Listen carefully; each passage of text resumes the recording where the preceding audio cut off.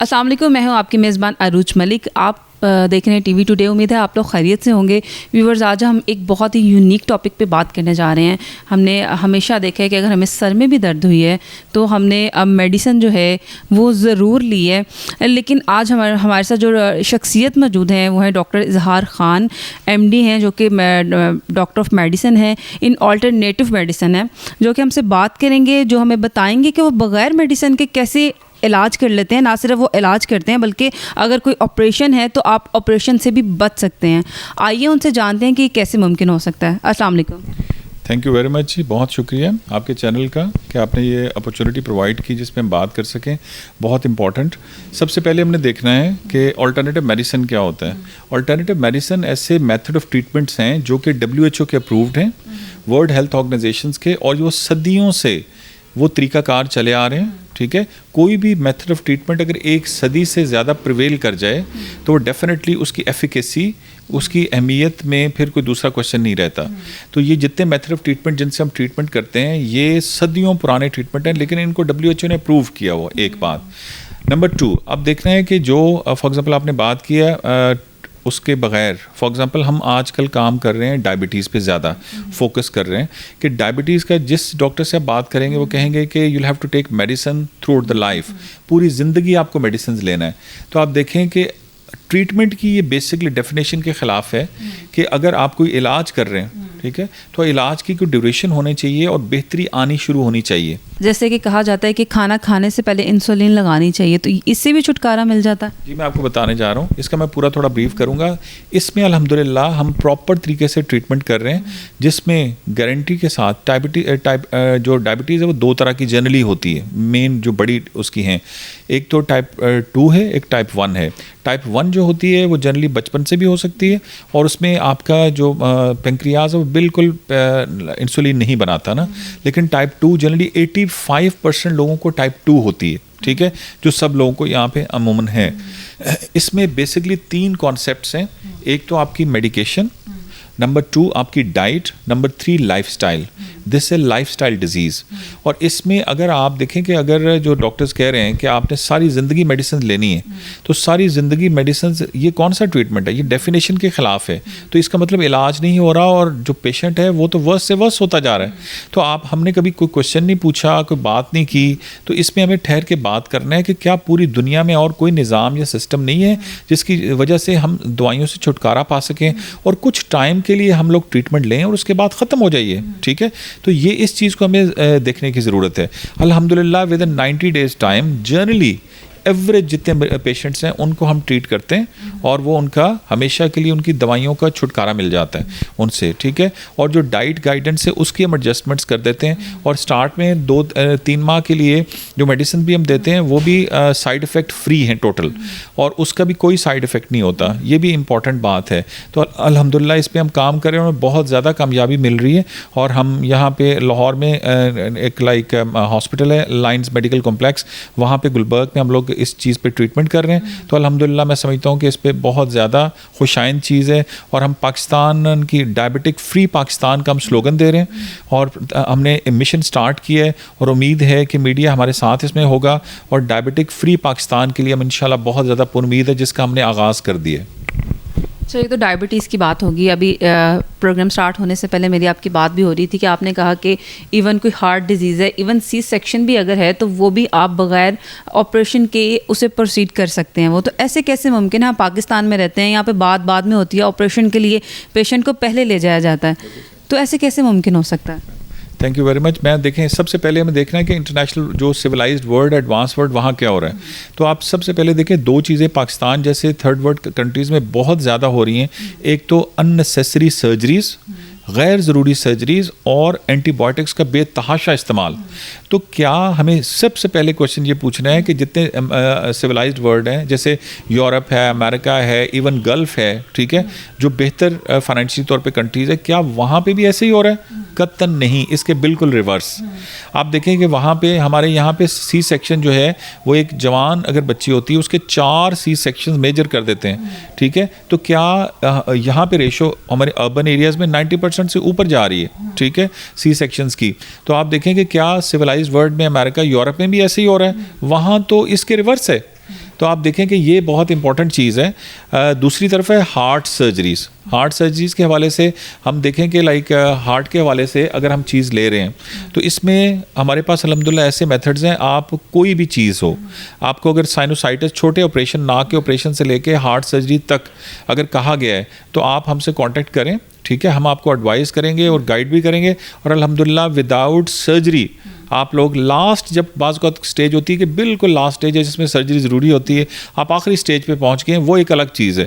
लेकिन स्टेज 2 तक अगर आप हैं तो अल्हम्दुलिल्लाह विदाउट सर्जरी जो है किसी भी चीज़ का, आप किडनी स्टोन से लेके आपको लाइक गॉल ब्लैडर से लेके, उसके अलावा साइनोसाइटिस से लेके आपको कार्डिक सर्जरी से लेके कोई भी हो, अल्हम्दुलिल्लाह आप कांटेक्ट करके तो हम इंशाल्लाह सर्जरी के बगैर उसका ट्रीटमेंट कर सकते हैं। जैसे आपने बताया कि सर्जरी के बगैर और मेडिसिन के बगैर आप लोग इलाज करते हैं डाइट के साथ भी, तो क्या ये लाइफ टाइम के लिए है इलाज या कुछ अर्से बाद फिर से ऐसे मसले मसाइल शुरू हो सकते हैं? ये जो आपने बात की ना, तो असल में जो सर्जरीज हो रही है ना उसमें ये दोबारा हो जाता है, क्योंकि आप साइनोसाइटिस है, फॉर एग्जांपल नाक का आपके हड्डी टेढ़ी है, पॉलिप बड़ा हुआ है, या हार्ट का इशू है, ठीक है, या इनकी किडनी स्टोन है, तो आप देखें कि ये इशू दोबारा फिर सर्जरीज करनी पड़ती हैं। तो उसकी वजह क्या है कि आप ओरिजिनल इशू को सॉल्व नहीं करते। तो आप तो सर्जरी हुई, ऊपर से फॉर एग्जांपल आपके नाक में पॉलिप बड़ा हुआ है, आपने काटा और उसके बाद स्टिच कर दिया, ख़त्म। भाई जिस वजह से ये हुआ है वो तो एक अलग इशू है, उसको तो आपने सॉल्व नहीं किया, उसको सॉल्व करना। इसी तरह हार्ट का इशू है, जो ब्लॉकेजेस आ गई हैं, दूसरी चीज़ें हैं, तो उन चीज़ों को आपने लाइक उसको भी सॉल्व करना है। जब तक प्रॉपर हम लोग करते हैं परमानेंटली, जिस वजह से वो सोल्यूशन ये प्रॉब्लम हुई होती है, हम उसको अल्हम्दुलिल्लाह ठीक कर देते हैं डाइट के ज़रिए और उनकी साइड इफ़ेक्ट फ्री मेडिसिन से, ठीक है, उसको ठीक कर देते हैं। तो फिर वो एक तो प्रॉब्लम होती नहीं है बाद में, ठीक है, और सर्जरी की अल्हम्दुलिल्लाह ज़रूरत ही नहीं पड़ती। आपको नहीं लगता कि इस सर्जरीज़ में जो अननेसेसरी सर्जरीज़ की आपने बात की, उनमें डॉक्टर्स का एक मेजर जो है कंट्रीब्यूशन है? क्योंकि इंसान जो पहले से ये उसे एक उम्मीद होती है कि अच्छा मैं डॉक्टर पे जा रहा हूँ। जब इंसान कोई भी बीमार होता है, इवन अगर डॉक्टर अच्छे से भी बात कर ले तो आधी तबीयत तो वहीं पर ठीक हो जाती है। तो आपको नहीं लगता कि डॉक्टर ज़्यादा कसूरवार हैं इसमें? देखें, इसमें बिल्कुल सही बात है। आप हैरान होंगे कि हम डॉक्टर होते हुए भी हम इस सिस्टम के ख़िलाफ़ जो है ना लाइक जिहाद कर रहे हैं, ठीक है, क्योंकि ये सब गलत हो रहा है। ये बिल्कुल गैर ज़रूरी सर्जरीज़ 10% जो सर्जरीज़ हैं वो होना चाहिए, जो कि बहुत ज़रूरी हो, इंपॉर्टेंट। बाकी 90% अननेसेसरी सर्जरीज़ हो रही हैं और बच्चों तक को एंटीबायोटिक्स दी जा रही हैं। अब बरतानिया में मेरा टाइम स्पेंड हुआ है और भी हम दूसरे मुल्कों में भी जाते रहे हैं सारा, तो आप देखें कि वहाँ पे तो बच्चों को तो कॉन्सेप्ट ही नहीं, उसके अलावा बड़ों को भी अपनी एंटीबायोटिक्स भी देनी है ना, तो बोर्ड बैठे और बहुत केयर के साथ फिर चीज़ें होती हैं, ना कि आप एंटीबायोटिक्स देना शुरू कर दें और उसके बाद बचपन से ही देना। उनका तो सारा इम्यून सिस्टम ही तबाह हो जाता है और वो बीमारियों में घिरना शुरू हो जाते हैं। इसलिए तो पूरे का पूरा मुल्क बीमार से बीमार होता जा रहा है और हमारे हॉस्पिटल भरते जा रहे हैं और इलाज दूसरी तरफ तवज्जो को नहीं दे रहा। और हमारा उनकी जो कॉन्सेप्ट है, वो जो खाने का निज़ाम है, ये बेसिकली हमारा लाइफस्टाइल और जो गलत खान पीन का जो सिस्टम है, इसके बारे में आगाही हम देना चाह रहे हैं कि ये आप ठीक करना शुरू कर दें। अपनी नस्लों को बचाइए गलत खान पीन के तरीके से और अपने लाइफस्टाइल से। अगर आप इस चीज़ पर काम कर लेंगे तो हमारी नस्लें बच सकती हैं। अदरवाइज़ बहुत ही ख़तरनाक सूरत हाल पाकिस्तान की बनने जा रही है और ये इमरजेंसी की सूरत हाल है। जो आप लोग ट्रीटमेंट कर रहे हैं, क्या वो हर एक के लिए अफोर्डेबल है या उसके लिए कोई आप किस तरह के लोगों को टारगेट कर रहे हैं? आप बड़ा इनकी ज़बरदस्त आपने क्वेश्चन पूछा। सबसे पहले अफोर्डेबिलिटी होती है, तो इसमें हमारे पास हर तरह होता है। जो को अफोर्ड कर सकता है उसके लिए भी, जो नहीं कर सकता, 1 रुपया भी नहीं दे सकता, उसके लिए भी है। तो वो दोनों तरफ से है। प्लस इसमें जो डाइट गाइडेंस हम देते हैं वो भी 2 तरह की है। एक फॉर एग्जांपल हम कहते हैं ये प्रोटीन शामिल करनी है आपने, तो प्रोटीन आप देसी चिकन भी खा सकते हैं, मटन बीफ भी खा सकते हैं। तो प्रोटीन तो दालों में भी होती है। आप अंडा भी ले सकते हैं, तो वो तो हर कोई अफोर्ड कर सकता है। दाल तो कर सकता है अफोर्ड। आप जो भी आप खा रहे हैं ना, हम उसी में मॉडिफाई कर देते हैं। फॉर एग्जांपल आप किचन में सबसे पहले हम चीज़ें चेंज करते हैं। सबसे जो ख़तरनाक चीज़ आपके किचन में वो आपका कुकिंग ऑयल है। कुकिंग ऑयल रिफाइंड जो बात है, जो रिफाइंड चीज़ है, प्रोसेस चीज़ है, ब्लीच हुई चीज़ है, प्रोसेस से गुजरी हुई चीज़ है, वो ख़तरनाक आपके सेहत के लिए, ठीक है।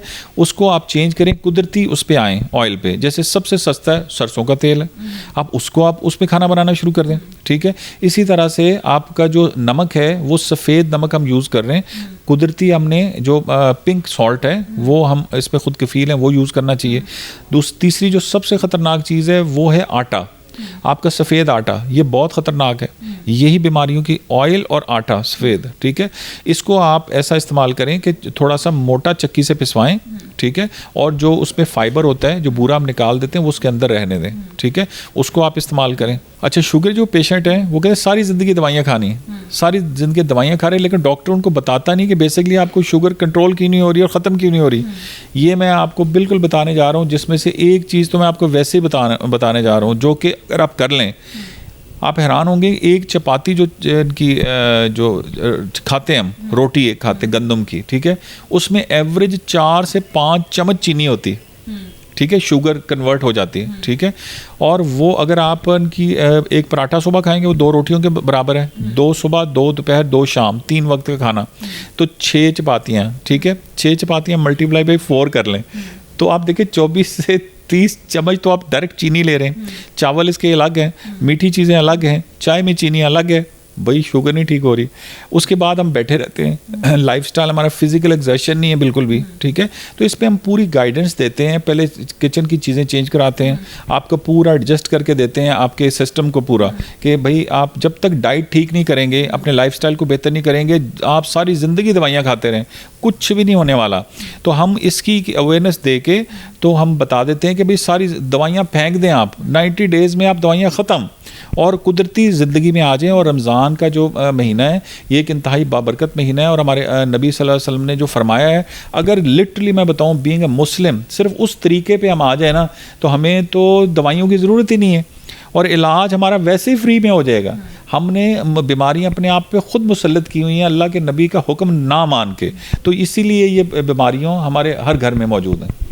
अच्छा, आपने बात की ऑयल की, और कुछ ऐसे लोग भी यहाँ पे पाए जाते हैं जो चर्बी को बहुत खाना प्रेफर करते हैं और कहते हैं कि नहीं ये घी से बेहतर है, ये लाइट होती है, जल्दी मेल्ट हो जाती है, डॉक्टर कहते हैं कि ये चर्बी खानी चाहिए।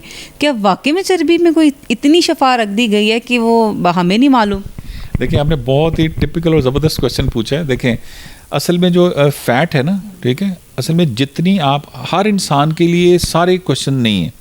देखें, पहले जो वक्त में लोग होते थे, हमारे बड़े थे सारे, वो खेतों में काम करते थे और सारा, अगर आपकी फ़िज़िकल एक्सर्शन ही नहीं है, आप खा के बैठ जाते हैं, ऑफिस में बैठे हैं, घर में बैठे हैं, दफ्तर में बैठे हैं, और उनकी कोई आपका फ़िज़िकल एक्सर्शन नहीं है, तो आपके लिए फ़ैट्स जो है ना एक ख़ास हद तक ज़रूरी हैं, उसके ऊपर नुकसानदेह। आपने उसको कंज्यूम भी करना है, ठीक है। और जहाँ तक फ़ैट की बात है, तो फ़ैट जो होती हैं, लाइक आप देखें कि डिफरेंट टाइप ऑफ फ़ैट्स हैं। एक जो कोई भी एक मैं तरीका बताता हूँ, जैसे पहले कहते थे, इनके डॉक्टर्स ही कह रहे थे कि जी देसी घी सही नहीं है। मैं सादा तरीका बताता हूँ, जो भी आपके बॉडी टेम्परेचर पे चीज़ मेल्ट हो जाए ना, ठीक है, वो आपके लिए ठीक है, ठीक है। और अगर आप उनकी फ़िज़िकल एक्सर्शन नहीं कर रहे ना, तो आपकी वो चीज़ें अंदर जमना शुरू हो जाती हैं, ठीक है। तो इसीलिए फ़ैट का कंटेंट सिर्फ उतना यूज़ किया जाए जितना ज़रूरी हो, ठीक है। अगर आप फिज़िकली पैदल चल ही नहीं रहे, कोई जिम नहीं कर रहे, कोई एक्सरसाइज नहीं कर रहे, तो डेफिनेटली वो फिर इस्तेमाल ही नहीं होगी, डिपॉजिट होती रहेगी। तो इसमें हर शख्स के लिए फ़र्क है। This is all about. बहुत शुक्रिया जी व्यूअर्स, उम्मीद है कि आपको प्रोग्राम पसंद आया होगा। डॉक्टर साहब ने हमें बहुत ही यूनिक चीज़ें हमसे शेयर की, और जो कि मेरे लिए एक नई चीज़ थी, यकीनन आपके लिए भी नई चीज़ होगी कि विदाउट मेडिसिन, विदाउट सर्जरी जो है वो हर किस्म का इलाज मुमकिन है। आप लोग इनसे कांटेक्ट भी कर सकते हैं। इसके साथ ही अरूज मलिक को दीजिए इजाज़त, मिलते हैं अगले प्रोग्राम में। अल्लाह हाफ़िज़।